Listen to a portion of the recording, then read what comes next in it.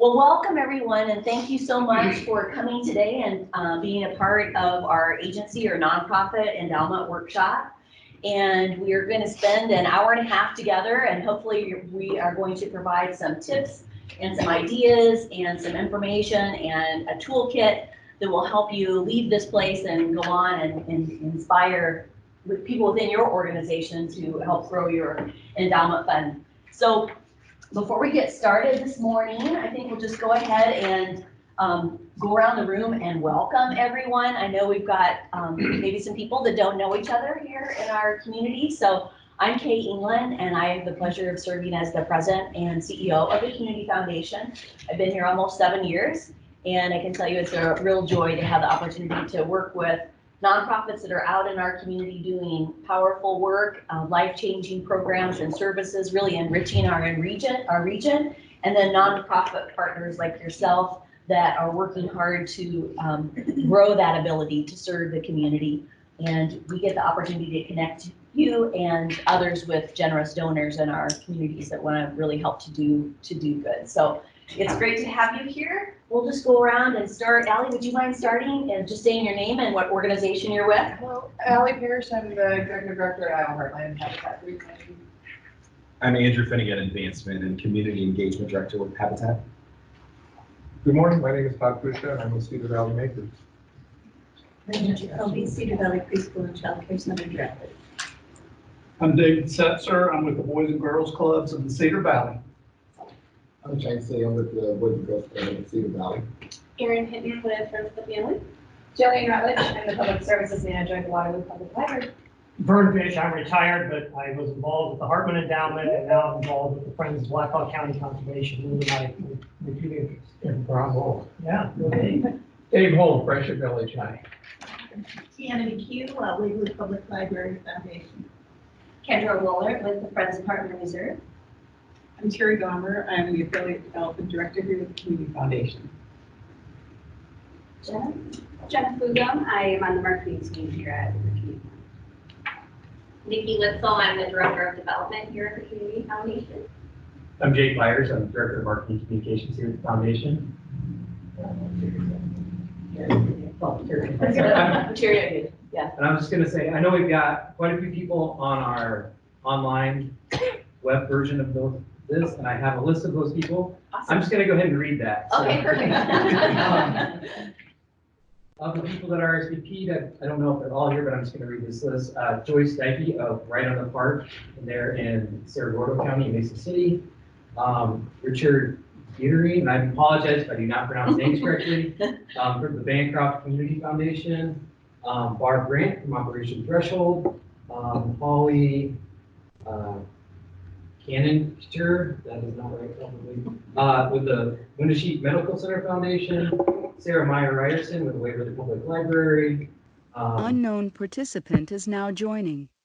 With Operation Threshold, Clark Wilhelm with Larrabee Center. Lisa Reisenberg with West Bend Friends of the Library. Chelsea, and I'm not even going to try it. Chelsea, with Boys and Girls Club of the Cedar Valley, and that is all I believe. Okay, So, great. and we do have some representatives also from Central Gardens in Mason City as well. Okay, very good. Well, welcome to everybody. We're so happy you can be with us today. For those that are here in the room, we do have treats. We couldn't figure out how to do the treats remotely, so sorry, no coffee, no rolls for you, no bagels. The restrooms are here to the right as you leave.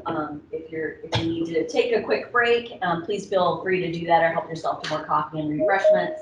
This is rather informal, so if you have questions and stuff too, please feel free to ask during our presentation. So we're going to tag team this, and we've got 4 or 5 of us that are going to share little pieces of the presentation. Hopefully that'll help keep you awake during our event. So again, it's just our pleasure to not only be a granting partner with you, but also an endowment building partner and connecting you with donors. So we're hoping that we can help give you some tools that'll just do that for you. So the first slide we're going to look at is just an update on our, who's running slides? Nobody's running slides. Yeah, okay. It's just a little bit of an overview. I think most of you are pretty well informed of what the Community Foundation is. Next slide. We were established in 1956, and our mission is to inspire people and connect resources to enrich our communities. We do serve a 20-county region, and we're really proud of that work that we're able to do along with our large group of volunteers. We have almost 350 volunteers that work across our region to help build those assets. And we have around 112 million. Depends on what day it is. You know, Monday was a tough day in the stock market, so I didn't even look at a portfolio at that time. But so around 112, 115 million. We have 12 full-time staff, which you had the opportunity to meet several of those here today. And we are an accredited community foundation, so we have a high level of oversight and regulations, which ensures the professionalism of our organization. One important part of our work is that we're helping to grow nonprofits' capacity by building those endowments. And so we serve as not only a major funder, but as I mentioned, a grant maker in our region. And we're looking for ways to help expand your ability to reach your full capacity as an organization. So looking at what's a healthy model of support for your organization to grow your programming, to grow your capacity, to expand your footprint and do more good here in our region. So I'm looking ahead here. I don't follow my notes very well. So as we look at one of the supports we offer our partners is endowment building and that professional oversight. So if we go to the Marquette slide. There we go. We do work, we take responsibility to manage the assets that are within your endowed portfolio here at the Community Foundation. We work with Marquette Associates. They are a professional advisor. We have a local group of investment committee members that do this 24/7 in their real jobs, but they volunteer for our organization on our investment committee. So they help inform the decisions that are shared then with Marquette Associates, and then we built a portfolio around those suggestions and those best practices. So that portfolio is well diversified. It's across global bonds, global equity, core US, real estate, and private equity. And in your folder, there is a flyer that shows you just an investment snapshot where our returns have been over the last 10-year period of time. And again, looking at a model of consistency. It's rather unique in our portfolio in that we need to be prepared to always be able to make our payouts, so our grantable balance. So we have to ensure the safety of our endowed fund. And so we're always looking at ways that we can strengthen that portfolio, but yet get the most investment growth that we can without too much risk. So this allows our organization really, or allows your organization to really continue to focus on your services, on your mission, not worry about managing assets that are professionally managed by our team. And we feel sometimes that this professional approach really does allow donors to have even more security, I guess you could say, in that the asset is without or out of the nonprofits or their next board members' hands, basically, that is professionally managed and it's just there totally to serve the organization no matter what happens. And so we feel like the stability that we offer you as nonprofit partners is certainly enhanced through our organization's ability to work with a professional organization like Marquette. Yeah. Two quick questions. Yeah. Does every endowment have the same portfolio? Yep. Okay. Yep. And then my second question was, I was kind of surprised, like when we started or added on Right. to our endowment here, I was surprised how much it fluctuated this week, because I was kind of thinking that community foundations were more stable and slow growing. Yeah. Were you guys surprised how much it fluctuated, or is that, Nope. I'm new to it? So. Yep. No, that's just part of the market. And, you know, really our portfolio is set up to average around 7% on an annual basis. And as you look through our history of the last 10 years, it has been a little bit over 7, but certainly there's going to be dips, low dips and high dips. Like last year, our investment return was a little over 17% in the portfolio. Okay.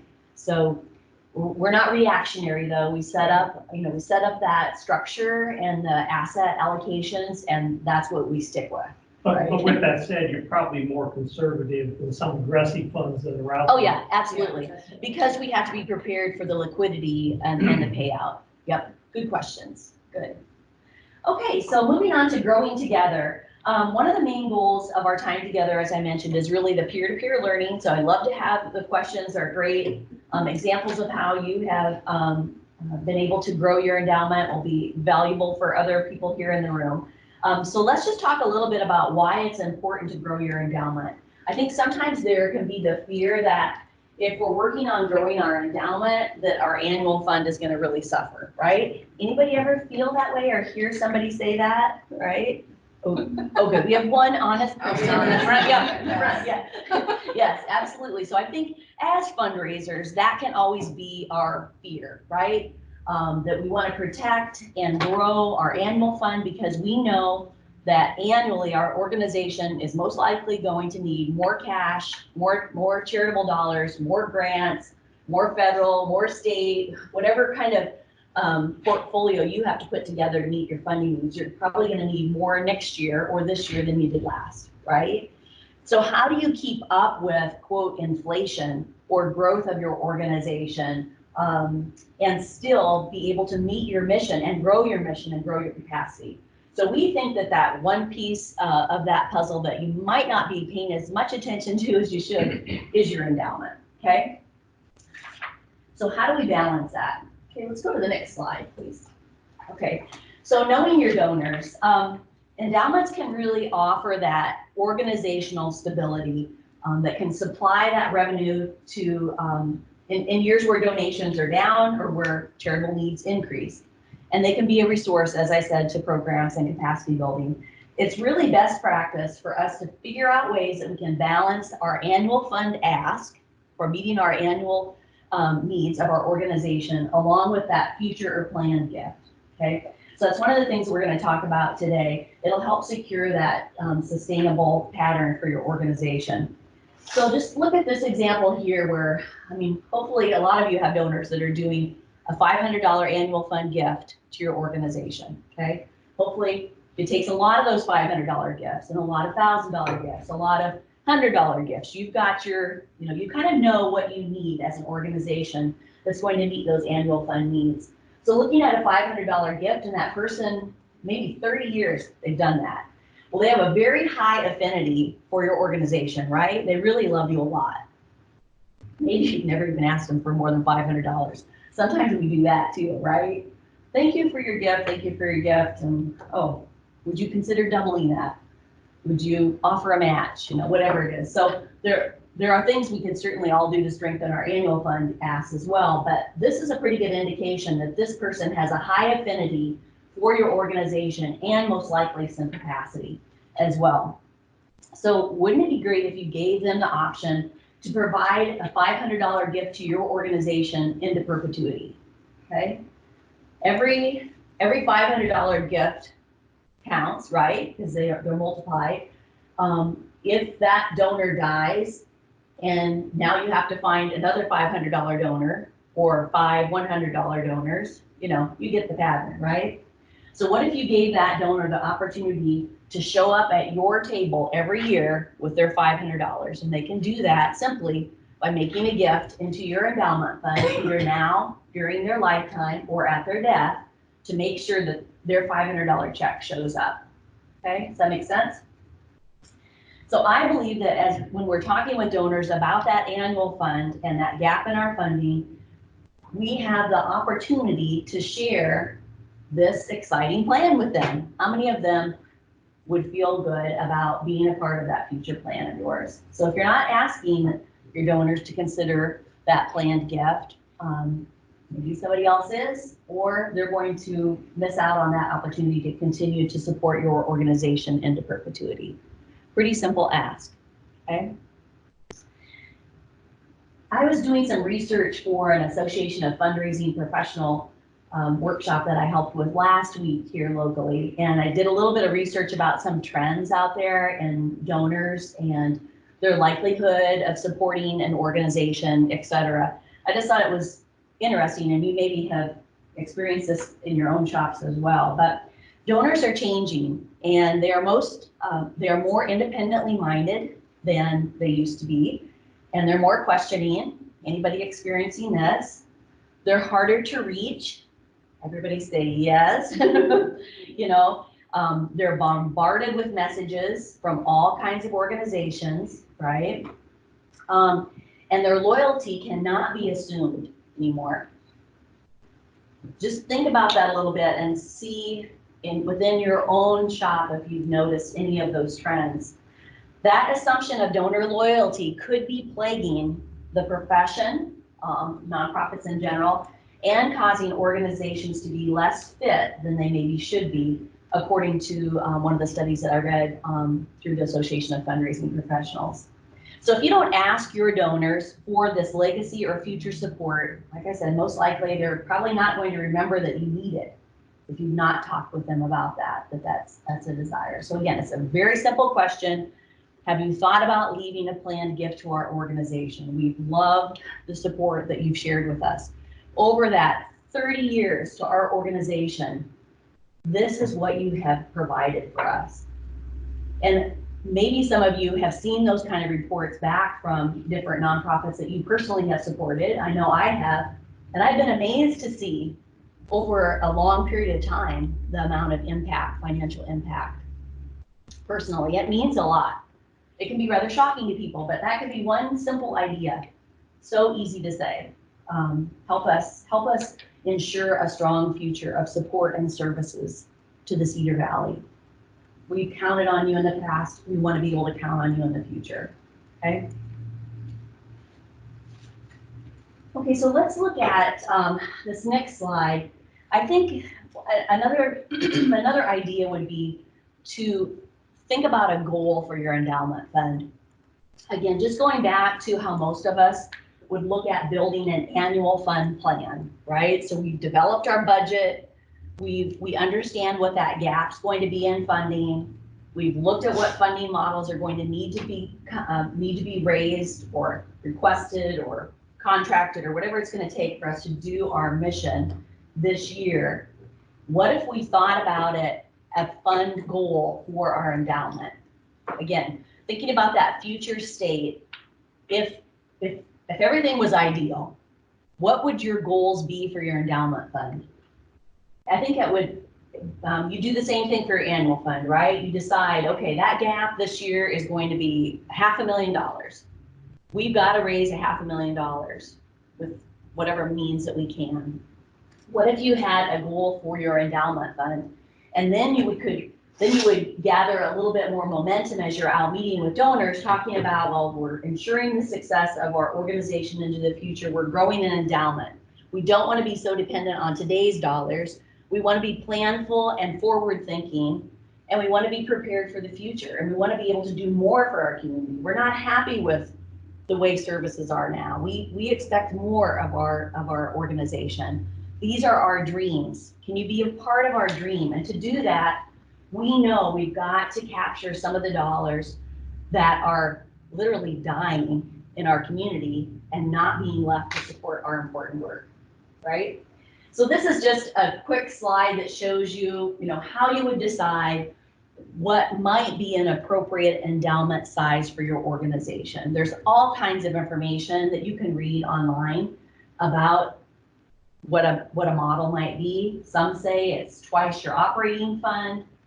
Some say look at, the grant that you would want to be receiving annually. What's that gap grant that would be your ideal? So this just gives you a little bit of an idea on what that might look like, okay? Another trend in philanthropy is really around donor attrition and retention. And this, you might think, well, this has a lot more to do with annual fundraising than it does endowment fundraising, but I think it's important for both. So according to, again, it was a study through the Association of Fundraising Professionals, or AFP, they did a fundraising effectiveness project. And for those of you that are AFP members, you could go out and read about it. But the current donor attrition in the United States is approximately 57%. So in other words, what that means is the average nonprofit is losing 57 out of 100 donors each year. So each year you've got 100 donors, 57 leave you, you're left with the balance, and now you're out trying to find more donors. And remember, you need more money, right?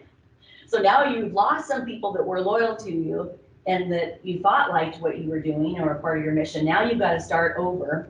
So you've got more money to raise, and now you've got to go find new people to help you raise those funds, okay? So by looking at an endowment model too, you've got that added security. You're helping to keep people that are close to your organization, financially supporting your organization with bigger, more impactful gifts now and that sustainable model. Some are leaving nonprofits because of various reasons, and others are dying, right? So I'm just curious to know if you know how many of your loyal donors passed away last year. Just think about that. How many of that group left a planned gift to your organization? Okay. Or did they leave a legacy gift that's going to cover the annual gift that they were providing your organization, back to our example of 30 years, even if it was 10 years, okay? If you aren't asking for those legacy gifts now during people's lifetime, or having that conversation about a planned gift, you won't get them, and probably another organization will, or maybe their kids or the government or whatever might happen from that. It's just critically important for us, and the point that I really want to drive home is just really important for us to think about it in a holistic way as we're looking at our model of funding, okay? So you wouldn't just do all grant writing one year, right, for your annual fund, or you wouldn't just meet with major donors one year and not do grants. You think about it in a collective way. So think about your annual fund also in a collective way about how you can look for and continually be asking for and giving people the opportunity to be a part of your endowment building. So the next step is really looking at who in our organization needs to understand some of these key messages, and who in your organization really needs to help be a champion for legacy gifts and endowment building. And Nikki's going to share with us some ideas on how we can continue to get our boards on board with our work and other champions in your organization to keep moving your work forward. So I'll turn it over to Nikki.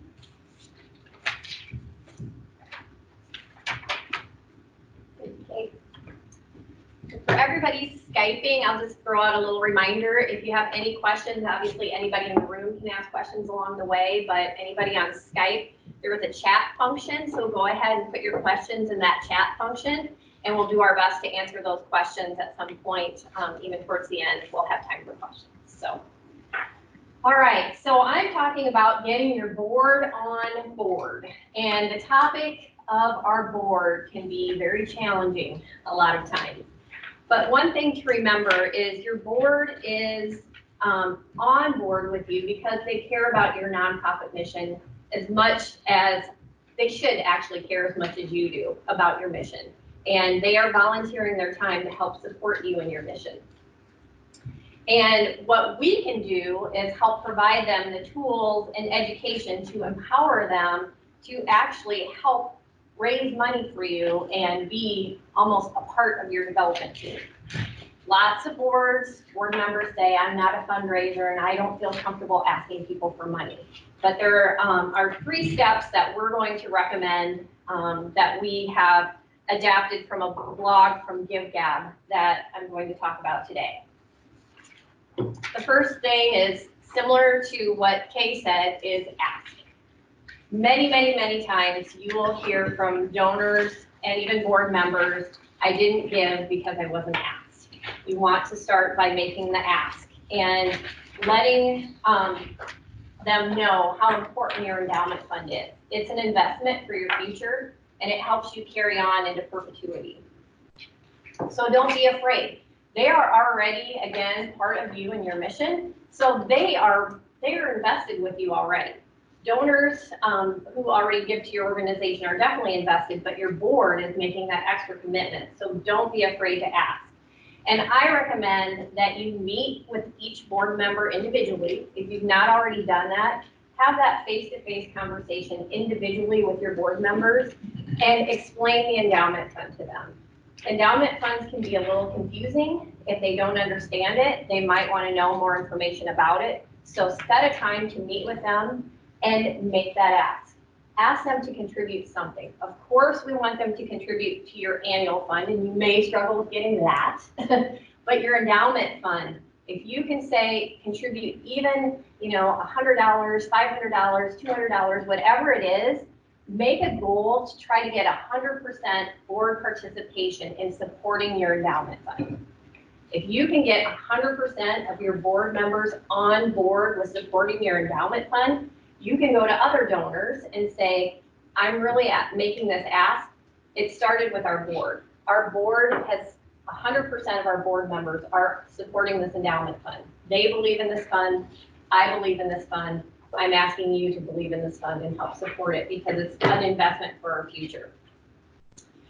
And of course, the thing you want to do, everybody's got one, maybe hard to find, a board champion.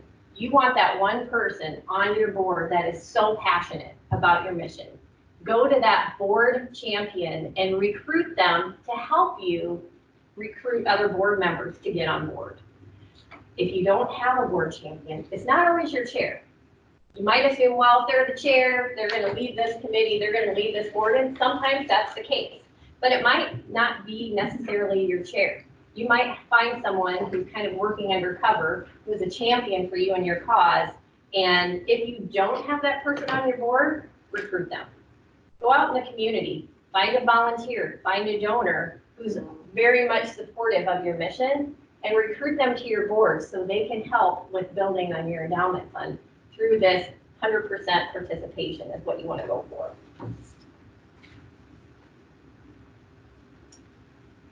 So how many of you have a subcommittee, development or fundraising subcommittee? Just one, maybe a couple?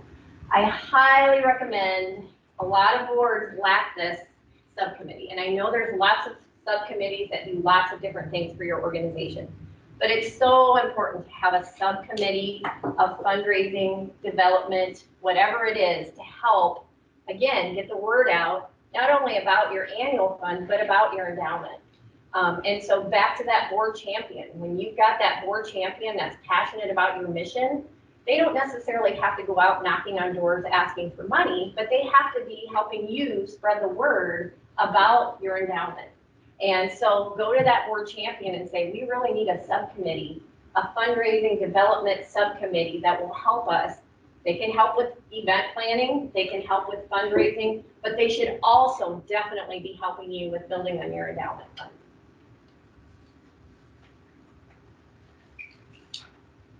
The next thing is educate. There are lots of board members who say they may be passionate about your mission and they think they know your organization, but not all of them do.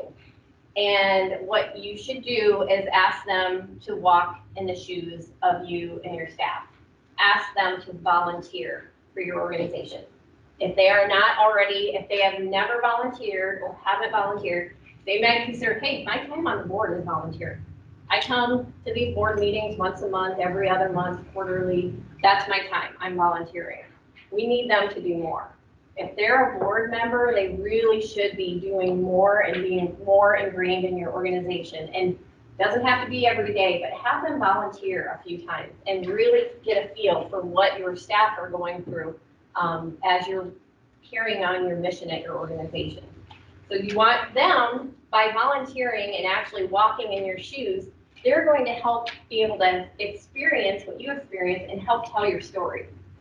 So serving on the board and coming to board meetings is one part of that, but they really need to help volunteer and roll up their sleeves and do some extra work there.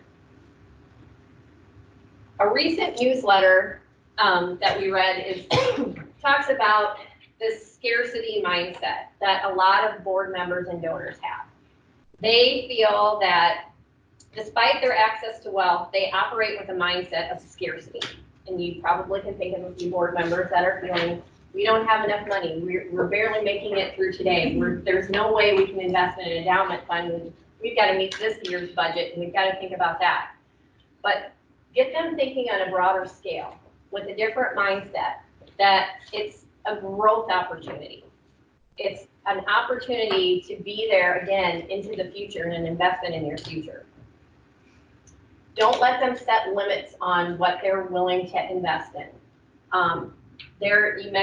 I would give the example of a donor who says, I'd rather give $1,000 here, here, here, and here. And if they've got $10,000, can they be more impactful by giving that full $10,000 to something rather than 1,000 here, 1,000 here, 1,000 here? Because you're not being very impactful with that, breaking up that $1,000. So have those conversations with those board members and donors about getting out of that scarcity mindset and thinking about so much more that you can accomplish by putting more dollars towards the things that are going to be more impactful. One other really great thing about your endowment fund is this great tax credit called Endow Iowa. We are very blessed in the state of Iowa. Not all the states have this opportunity, but here in Iowa, your donors who donate to this endowment fund that you have here get a 25% state tax credit. So if you look at this chart, if they give $1,000, by the time they get their Endow Iowa tax credit, federal gift, net federal gift deductions, federal tax savings, their actual donation comes out less than $500. So if you can share this information with them, again, it's going to depend a little asterisk on their tax bracket, but if you have this conversation with them and show them this chart of how, from a tax perspective, if you've got board members, donors that are wanting to have an opportunity to save on their taxes, that's been a big topic of conversation. By donating to your endowment fund, it's not as big of an investment for them as it might seem. And it's helping you again in the long run. I will have a little extra asterisk there. There is $6 million that the state allocates every year for that Endow Iowa tax credit. If you haven't heard, the 2020 state tax credits are gone. So any donations as of now would be counted in 2021 taxes. So that's another thing to let your donors know and board members, this is popular. Everybody's doing it. $6 million is gone already for this year. So that's a good way to encourage them to do it sooner than later. The sooner you invest in this endowment fund, you're more likely to get that in 2021. When 2021 credits are gone, it's going to spill over to 2022. Yes, Kendra. So does that mean if they give now, they have to hang on to that and remember it for the next? Nope. What happens is if they give now, they'll get a certificate, they'll get some paperwork from us to fill out. They will get a certificate number assigned for their 2021 taxes. There'll be a reminder that's sent out after May of this year for your taxes. So it's not confusing for those donors, if that makes sense. So we're getting through the April 15th deadline, and then we'll send out notifications and tax certificates and everything in May once this tax season is over. So they do have to, again, keep that with their tax information to give to their tax. But you welcome to it, I mean. Yes, pretty easy process, and yeah, we definitely help with that too. But Nikki, that's another reason why board members should give, so they understand that process, so they can help an outside person go through it, because that is a little confusing when you first get the paperwork. Absolutely. I know I've given to the endowment fund before I worked here, and I got the certificate, and I went, what is this? I don't know what this is. I'm not sure. And I actually didn't know to fill it out, but the letter explains it that we send, and we do follow up and make sure that you get that. So, because of how many people are donating, how quickly, or maybe I should say it this way, is the 2020 credits, were they all used by people who gave in 2019? Yes, it was used up, and we are actually I guess, lobbying with the legislature to increase that. That $6 million goes really fast. And so we do keep track of how it's trickling down, so we can inform our donors and the public, you know, if that $6 million is going down. So again, we encourage everybody, if they're going to donate to your endowment fund, do it sooner than later so you can get in that tax year. You do have kind of a 5-year window to get that tax credit, but obviously most donors would want that sooner than later. Endowment this year is for 2021. 20 credits are used. 5-year period to use those. Right. 21 through 26. What happens at the death of the donor if it's partway through and there's a remainder unused? Is that transferred to the estate? It should go in their last tax returns, even when, you know, at death you have a final tax return. Right. And you should, I'm not a CPA, but you should be able to use whatever credit is left Right. on that final return. I bet, because the But if state it would be able exceeds what they would need, can it pass to the heir or no? no, Yeah, okay. it would just be on their final Right, return. which would probably be used anyway, but depending on the size of it. Any other questions on that? And again, if everybody on Skype has questions, we'll get to you. So go ahead and put questions in your chat function there.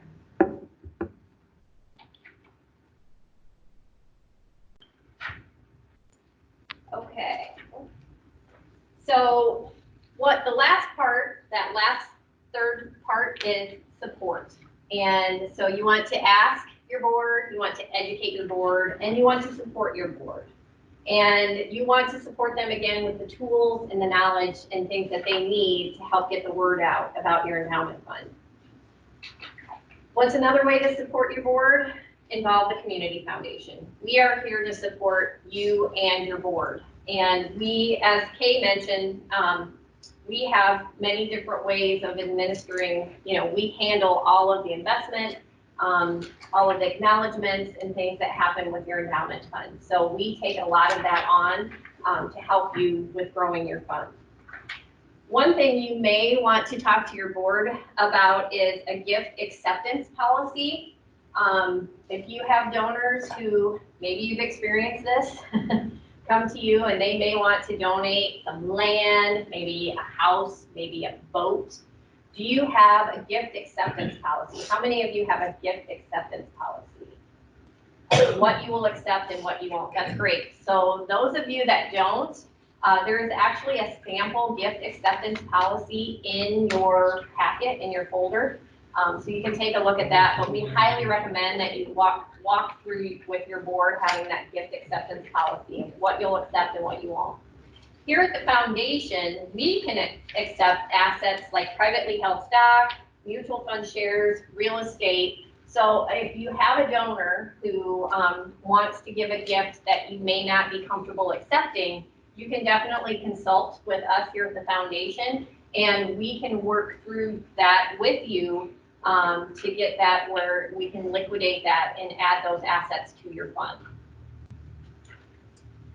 Another great thing that we do here at the foundation is help with planned giving. Our development team can help administer gifts and assist potential donors and advisors on technical gift planning issues.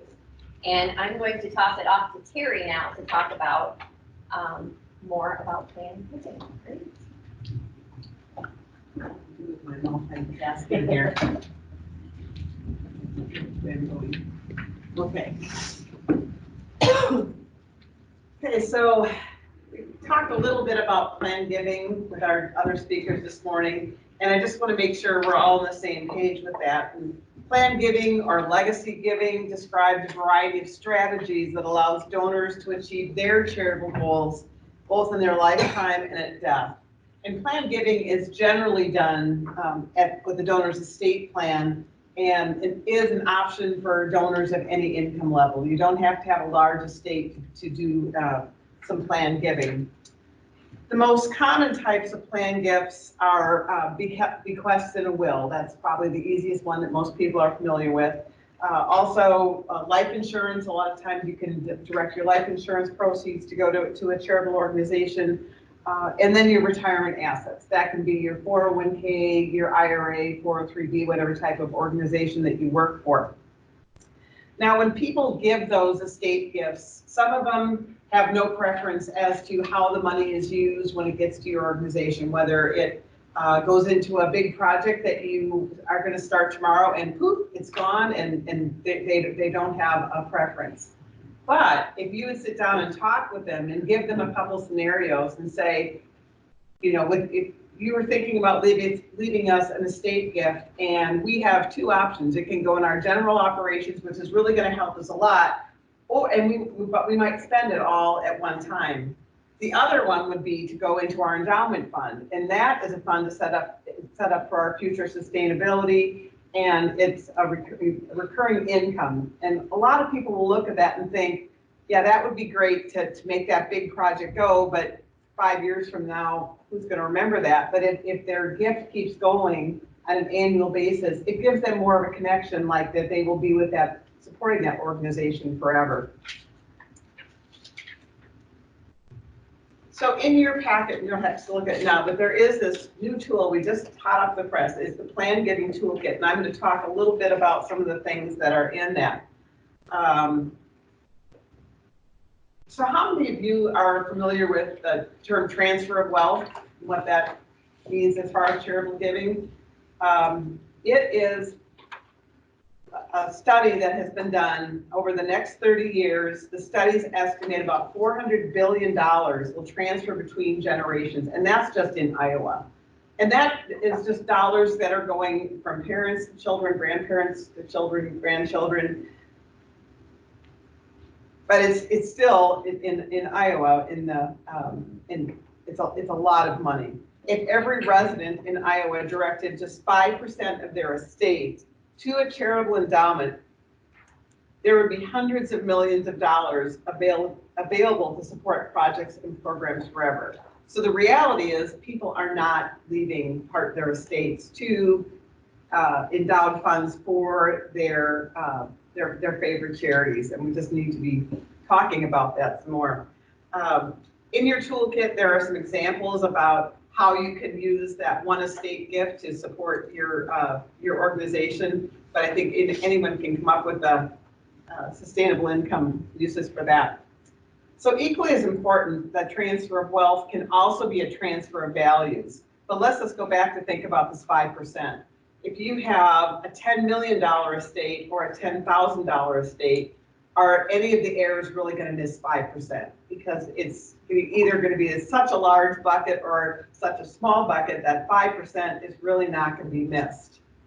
But looking further than just leaving the 5%, the heirs are knowing that you have made that choice to give that 5%. That was a value that you had in your estate. So you're also passing on that value. So hopefully your heirs and their heirs will keep that support of the community going. But again, it's just something that you need to talk about. And the estate gifts, they're probably the last opportunity that when they're planning that they have to see their personal values that are carried on to the next generation. So the toolkit again gives you some things that you can work on and some language that you can use with your donors. Oops, wrong way. Sorry. There we go. So working with professional advisors. Plan giving can be as simple as naming a charity on your retirement account, or as complex. We have complex trusts and gift annuities that require professionals such as attorneys, CPAs, and other professionals with gift planning expertise. And we do partner with those professionals to recommend strategies that help donors create the impact that they're looking for in their estate plan to support their favorite organizations. But let's just start with the basics. So again, how many people here have a will? Hopefully everybody, that's good. If you don't, you should, not just for plan giving, but it's just a good thing to do. But statistics show that most conversations about charitable giving are started by the individuals and not their financial advisors. So this is something that if you are talking with your donors about making a plan gift, they will go to their advisors and bring up the topic. If you wait for their advisors to bring it up, a lot of them don't. Or if they do, it may just be a conversation about, are you charitable? Well, sort of, and they really don't dig into it. So you really want to help your donors be prepared to go talk to their professional advisors so that they do more in-depth thinking about what are the options, and again, depending on the size of the estate, things like that.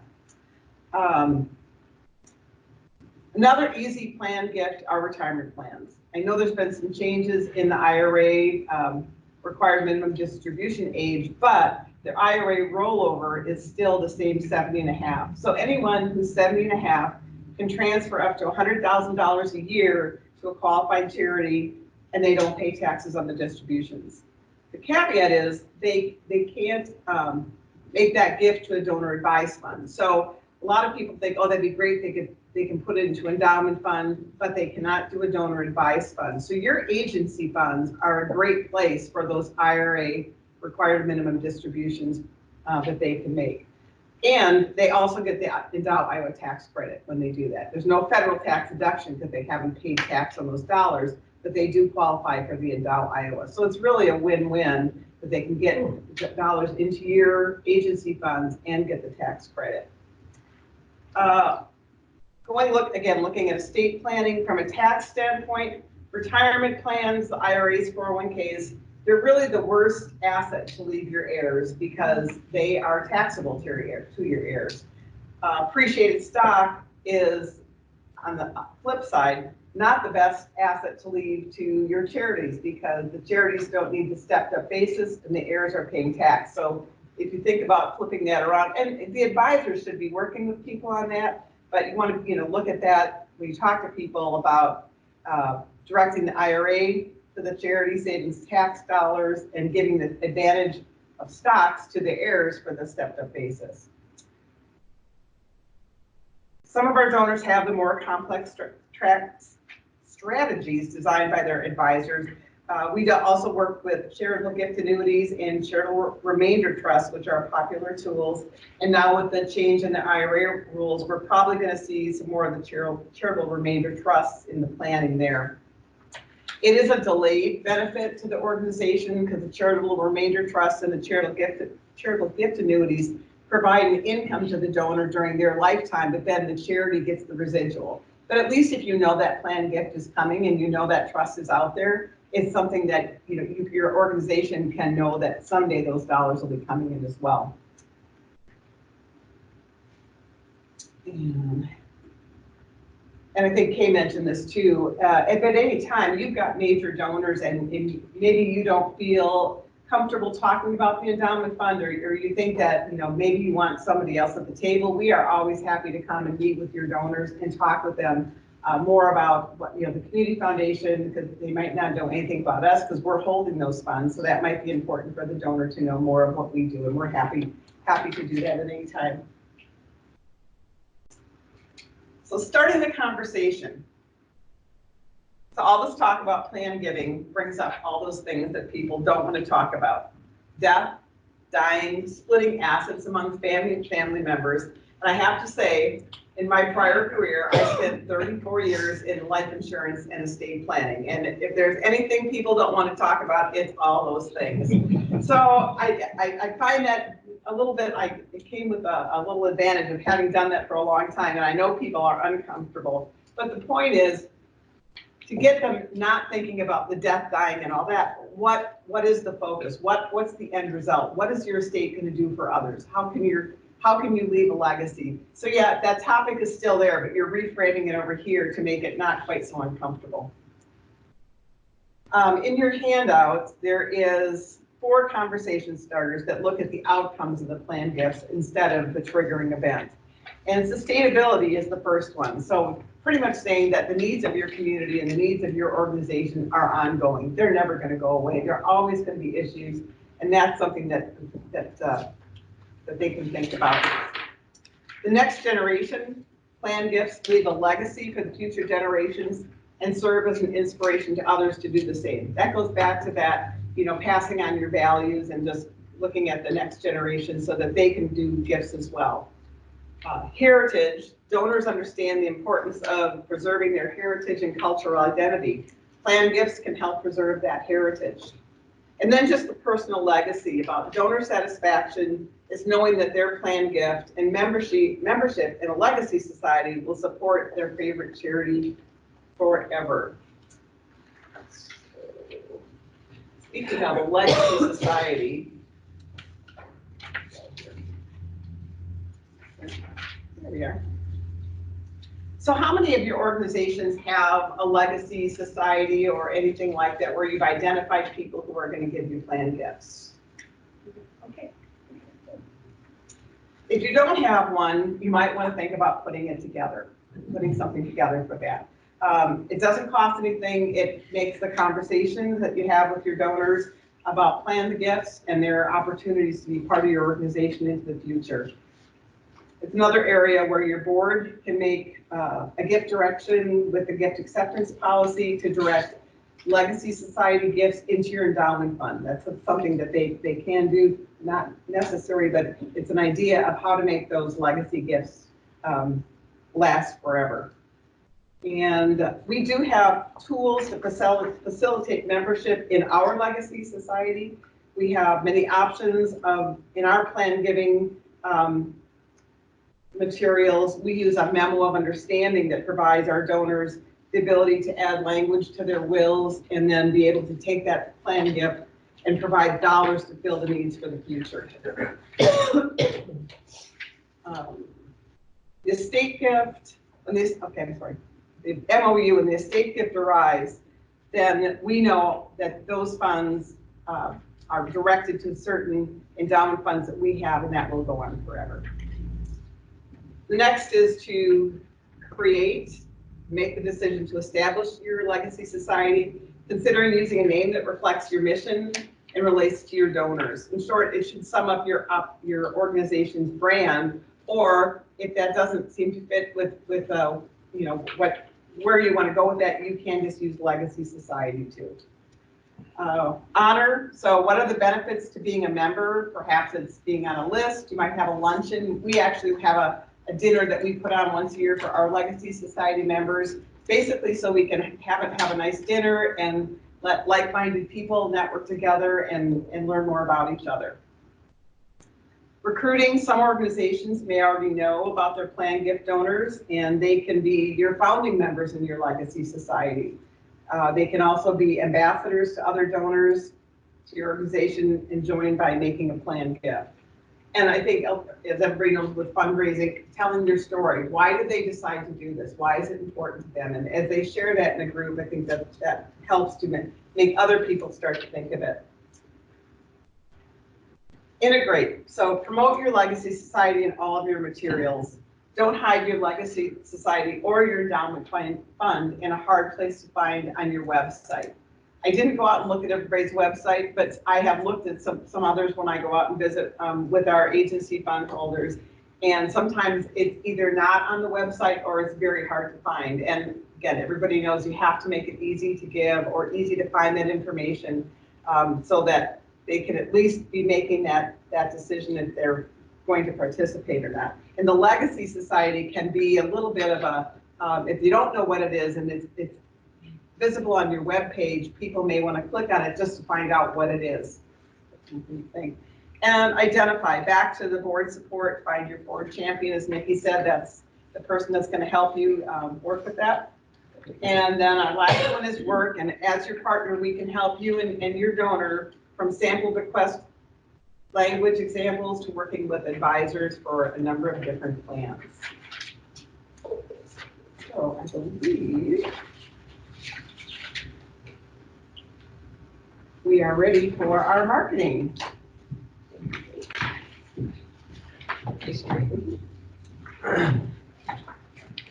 Well, I mean, Terry pretty much gave my speech. Make sure it's on the website. No, I'm just kidding. But I just was curious, like, kind of who we have in the room today a little bit. So how many of you are are volunteers for the organization?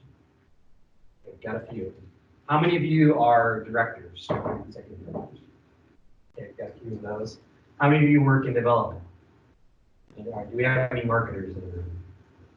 Yeah, see, so this is what I was trying to get at. So there's this really thin line. We talked a lot about fundraising this morning, and a lot about gifts and all of those things. And there's this super thin line between marketing and fundraising in the nonprofit space. And oftentimes, and we're doing a little bit of both always, because we're talking about what we're doing. We're talking about how we can raise dollars to do those things. And a lot of times, going back to Kay's discussion a little bit, a lot of that conversation, a lot of those stories, a lot of those things revolve around your annual fund giving, because that's what's at the front of your mind. That's what's most important. You have to provide those services on a daily basis. So that's what you're talking about. But how do we incorporate that endowment fund into that conversation from a marketing communications perspective? How do you know which donors to talk to? How do you get that out there for people to see? That's kind of what we're going to try to touch on here, just briefly. Because if they don't know about your endowment fund, how do they even know to give to it? How can you grow that fund without them knowing about it? One of the most important pieces is just tell your story. And I know that some of you, I know Habitat's done a lot of work on telling their story. I'm sure a lot of others have done a lot of work on that. But you need to tell the story of your organization, tell the story of your organization's mission, and connect that to real people. I mean, these are just a few pictures that we've used in our different reports. And that's what people really connect with. You can talk about, all of the technical aspects of a planned gift and all of the great things that your annual fund supports. But in the long run, and what really connects with people is that emotional story. So it's all about trying to connect those things to something that's going to, that they can really put themselves in those person's shoes. So if you're looking at wanting donors to get, talk about a donor, talk about why they support your mission, why they support your organization.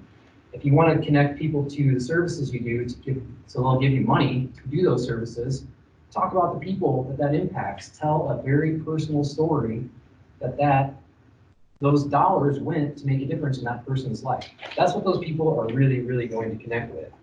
And that the same is true for your endowment fund. So if you are working on all of these stories, why not throw in a story about, this person made a gift to our endowment fund. This is why they did that. They did that because they love our organization enough to be forward thinking, to be looking at that future gift, this gift that's going to last a lifetime. And that is why they did that. And it's connecting that dot. So people might not be thinking about, they're thinking about, oh, I'm going to give a gift, I'm going to go online, I'm going to just throw here, $25 here. But if they see a story like that, that might get their wheels turning. It might get them thinking, oh man, I really wish I could support that organization forever, even after I'm gone. This is a great way to do that, whether that's a planned gift, or whether that's a major gift, or whether that's just a $250 gift. It's individual to them, but still, that's going to tug at their heartstrings, but also get them thinking intellectually about what that might mean for your organization and the stability and long-term of your organization. And the same is true for planned gifts too. We talked a lot about planned giving. Terry did a great job on that. I think planned giving stories sometimes get overlooked when it comes to the donor story.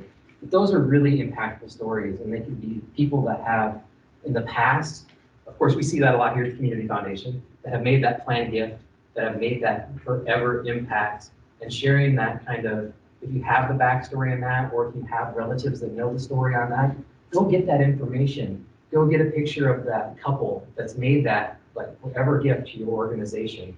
Or if it's someone that's part of your legacy society, if you have one, tell their story, talk to them, find out their why. That's super impactful for other people to see. Again, you're able to put yourselves in that person's shoes, and that really helps it helps them make that decision a little bit easier, I think, instead of just seeing all the technical aspects and finding that emotional pull to that story.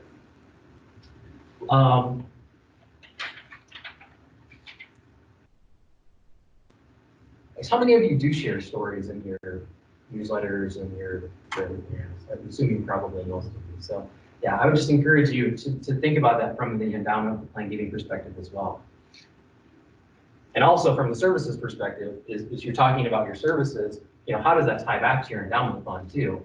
And that may not be as easy to do, but I think if you really want to focus on an annual fund gift, you can definitely tie the impact of your services to that annual fund and how that's going to carry those services forward forever. So I think that's important to remember as well. All right, so we're going to talk about it everywhere, right?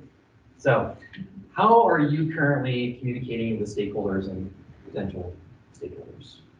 Anyone just want to start shouting out some places where you're communicating with people? Newsletter? Facebook?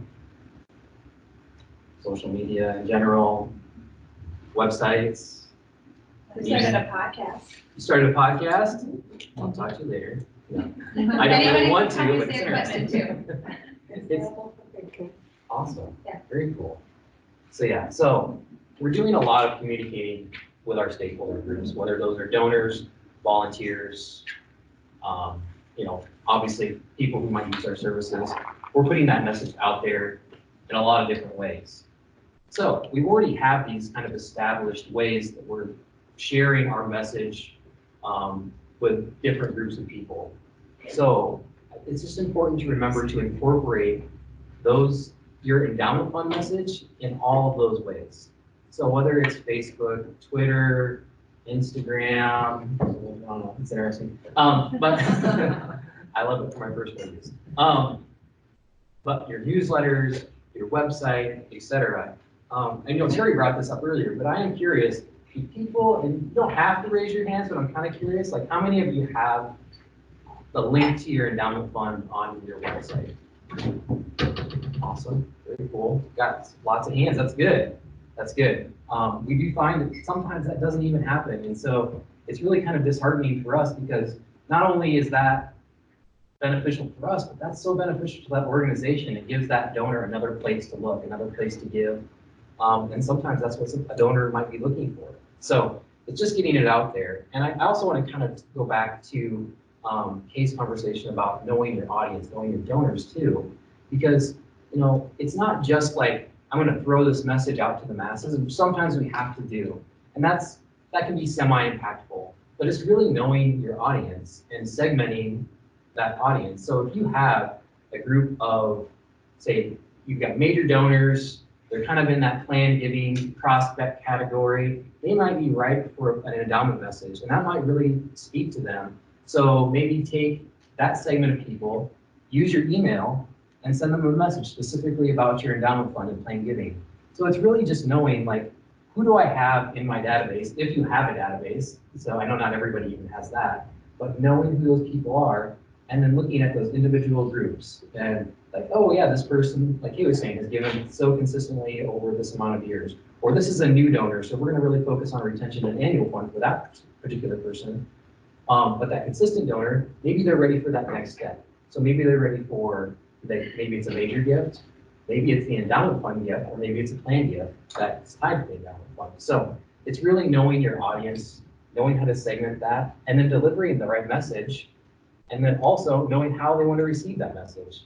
So, like for instance, Instagram, it's really tough to sell if you've got, I don't know all of the, I didn't bring up all the different audiences that you're using, the different social media platforms. It's going to be use a statement that I don't know for sure it's true, but our older audience might not be using Instagram per se. So maybe we want to leave a brief message on Facebook because we do know that they are there on that platform. So it's really knowing audience and knowing channels that they're looking at. So, but yes, definitely talk about it everywhere and everything you have. And then when you are talking to them, provide them with opportunities to get more information. So these are just a couple of examples of some of the materials that we've done here. This was an IRA rollover gift, but we're also, we're talking to them about, please send me your free estate planning guide. Do you want to remember the community foundation in your estate planning or join our legacy society? Please send me more information about our estate planning. So it's giving them the opportunity, whether it's a checkbox, whether it's a place online, whether it's directing them to information we have, And I'll be sharing some more of that information here in a little bit. But that's really giving, if they don't know about it, they can't do anything about it. So it's important to have that out there, and you can do that in newsletters, you can do that in emails, you can do that on your website. So it's not just in mailings, it's across the board. Just make sure that they're aware that if they want to know more about it, they can get more about it. And then finally, I'm going to share just a couple of the resources we have available. So bear with me for just 1 second here. So there is now a brand new section on our website.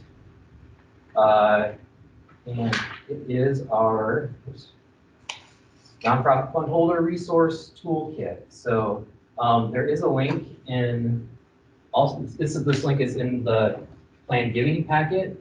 This link is also in some of the other materials, but it can also be found on our website. If you find the section that talks about the nonprofit endowment funds, it's also under that. And we can send you a link out as well. So, but there's quite a few tools in this resource. Oops, it's not sharing the screen. Hold on 1 second. Let me back out of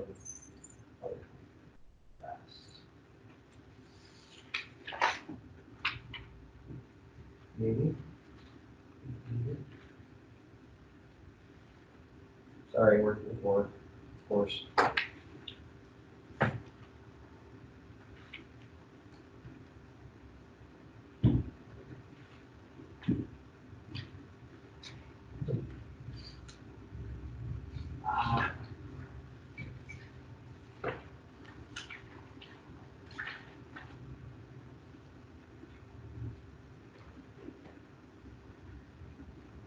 Technology.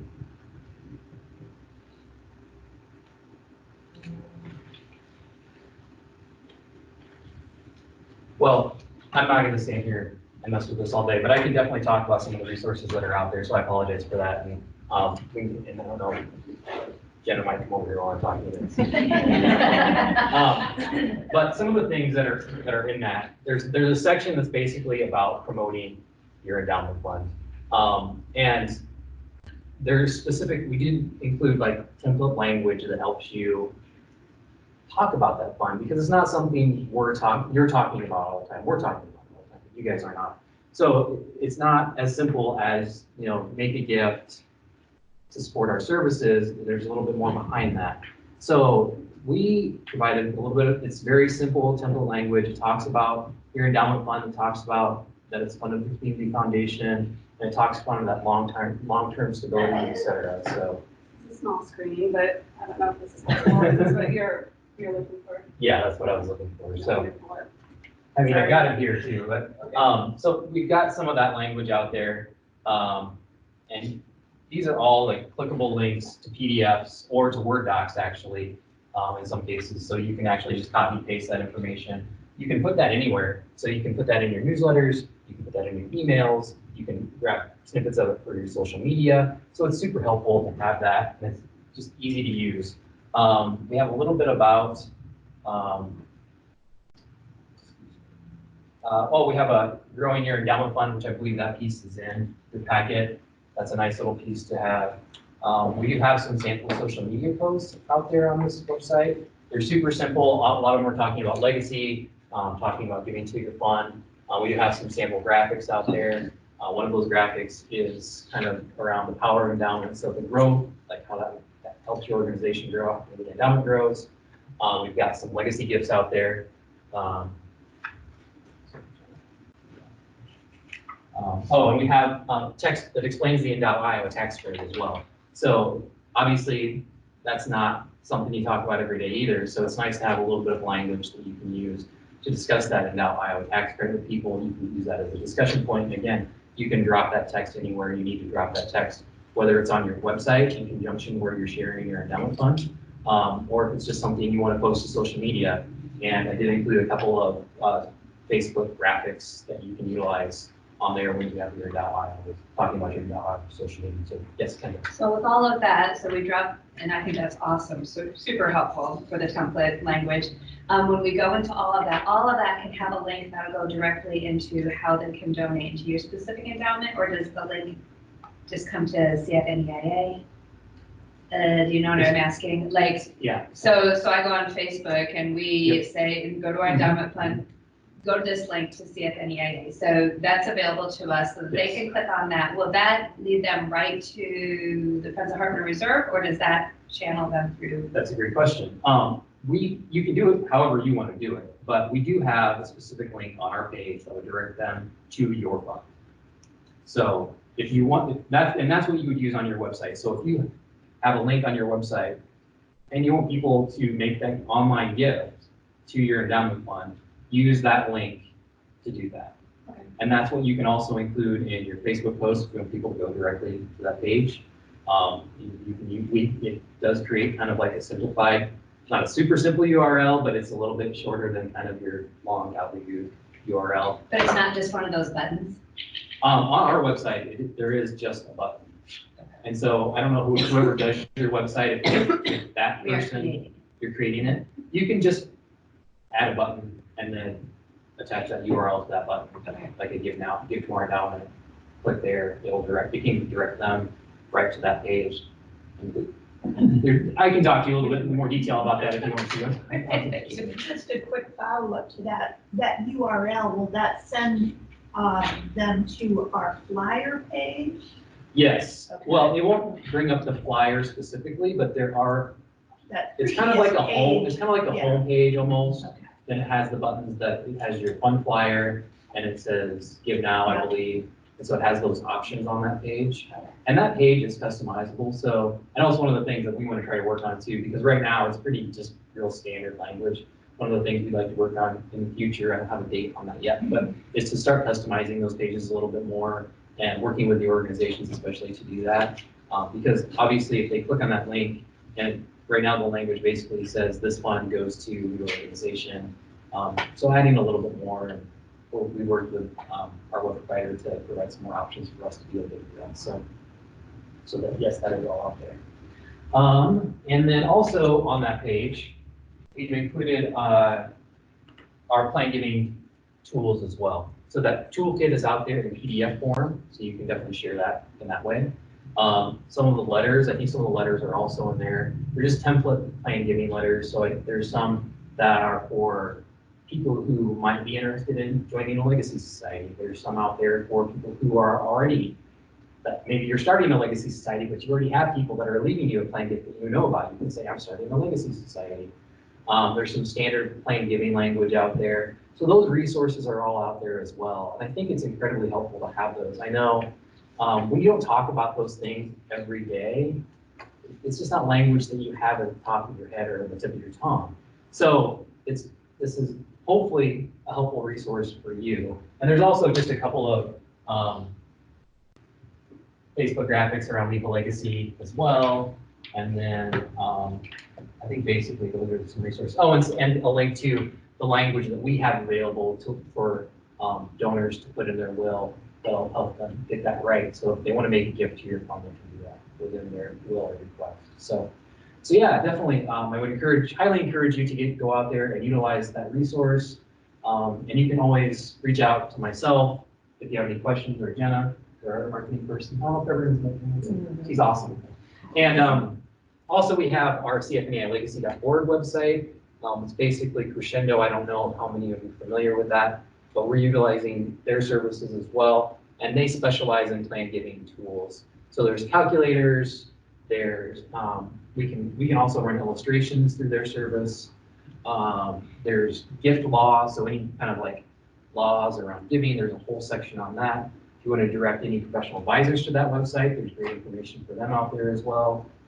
So anyway, these are both really good resources for you, and hopefully you'll take advantage of those. So again, I think the key thing to talk about when it comes to communicating your endowment fund is just share it. Just make sure it's available to people, make sure it's out there. And I know it's scary sometimes to talk about that alongside your annual fund. You'll know when it's appropriate. I mean, those of you that are working with your donors especially, you'll know who you want to ask and where you want to point that message and how you want to direct that. So are there any questions around marketing communications, or I guess any questions overall, because I'm the last presenter. So You may not have enough time to talk about the difference between millennials, baby boomers, baby Zs, or whatever they call them. Do you have any insight into that, Katie, as to how those different groups are looking at planned gifts going forward? Oh gosh, I'm not an expert on that, I guess, but I mean, I think it just goes back to knowing your donors and giving donors the opportunity to be a part of your annual mission and a part of that planned gift. Maybe there's others in the room that are experts on different groups. I really can't speak to that very well. You stumped me, Vern.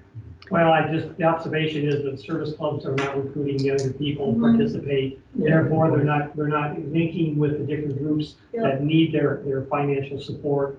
So therefore, it becomes harder to communicate with them and get them in that giving mode. And it's a bigger problem. It's way beyond just this room. Yeah, But I was engagement. just curious if research is starting to come out as to how to drill into that and take advantage, because they're out there, but they're not very well connected. Yeah. I know I've been in some training multiple times with the different generations, talking about boomers and millennials and all Gen X. Baby Zs or whatever they call them. The big one. Unknown participant is now exiting. And the topic with millennials is you recruit them, they want to roll up their sleeves and get to work. They're not at a stage in their life right now where they can really donate. They're struggling with debt and things like that. They have actually more debt than a lot of people because of, they've gone to college, it's been more expensive, and they may not have had the support others have had. So they're financially not in a place, but once you get them on board from a volunteer standpoint and get them experiencing your organization, then they're hooked, then they're in. And when they get to that point where they're able to financially support you, the statistics are showing that they have a loyalty. And they don't want to be loyal to 10 organizations. They want to be loyal to just a couple of organizations that really mean something to them.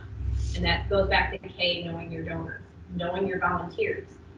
What are they passionate about? Within your organization, what are they passionate about? And how do you get them hooked into certain things that your organization is doing? Other questions, ideas that you're going to take back and use? Thoughts? Ellie? I just got asked one, and I kind of lost my skill on exactly how to answer it. But so we had our board, we're discussing ways to grow the two funds that we have actually. And so they really did kind of push me on, well, why is it better to continue investing more through the community foundation rather than just doing it on our own? So like being in part of the bigger investment pool, and I don't feel as polished at answering that as I once felt. So, and do you guys have kind of standard answers to that sort of thing instead of just, besides just the fact that you have the committee, but with Marquette specifically, like, do you feel like putting $112 million together, the fees are reduced, all those kinds of things, versus us just doing, a much smaller amount on our own? I'm guessing that's. Yeah. I think there's a lot of organizations that have both assets held in endowment outside of the community foundation and have funds held within our community foundation. I know organizations that have endowment funds held in 3 different community foundations across the state because they're statewide organizations, and that they feel like that's a way for them to market their funds more locally, right? Certainly one of the advantages of working with our community foundation is that we are accredited. We have access to the Endow Iowa tax credit, looking at our portfolio professionally managed. Our fee structure is very low. And through Marquette, we've just been able to maximize our impacts and lower the investment fees. So, the first year that we moved to Marquette, which now we've been fully invested for, I guess it's about 6 years, almost fully funded, we saved $185,000 on our portfolio fees that 1 year, which is a lot of grantable dollars, right, out throughout our region. And that's back when our portfolio was 67 million, right, too. So we also have the advantage of being in different types of markets. So we have access to different types of funds that we didn't have when we were individually managed otherwise. So, and I think I mean, I think it's not bad to have your own dollars set aside in a different structure, but I just think the capacity of having all those assets work collectively is good. And as I said, I think sometimes there are donors that feel like it's totally out of the purview of the next generation of board members that might come into that organization. You know, it's an asset that's there to support the organization that board and committee and staff do not have access to, right? So I don't know if that helps. Another hidden sales point, which usually doesn't surface in a conversation, is that of reliability and trust. There are people who look at their estate and look at your nonprofit, and in their mind, they're thinking, you know, 10 years from now, they'll have a different board.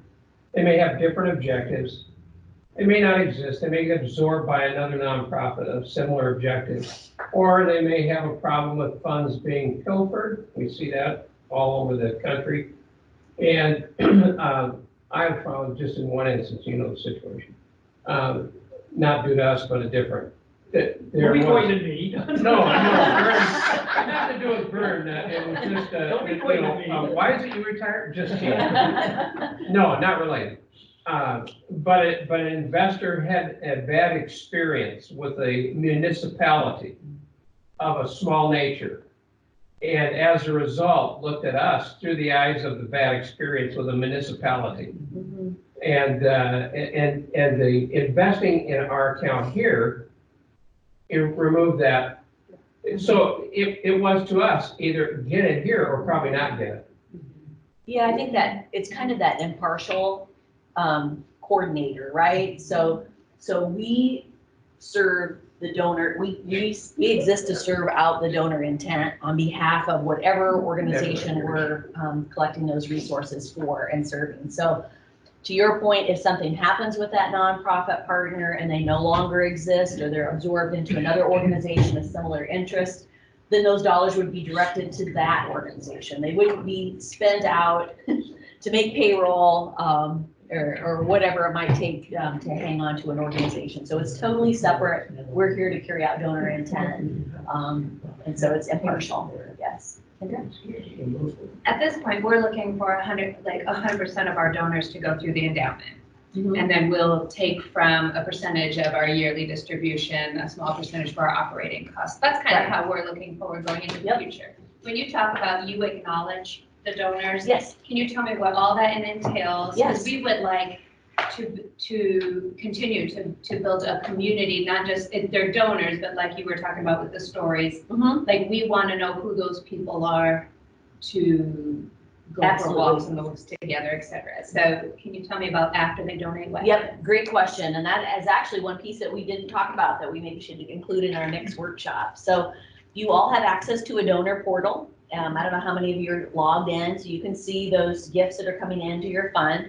So that's managed on your behalf. So as a gift comes in, we customize an acknowledgement letter on behalf of your fund. So it's going to be, thank you for your gift of $500 to the Friends of Hartman Endowment Fund.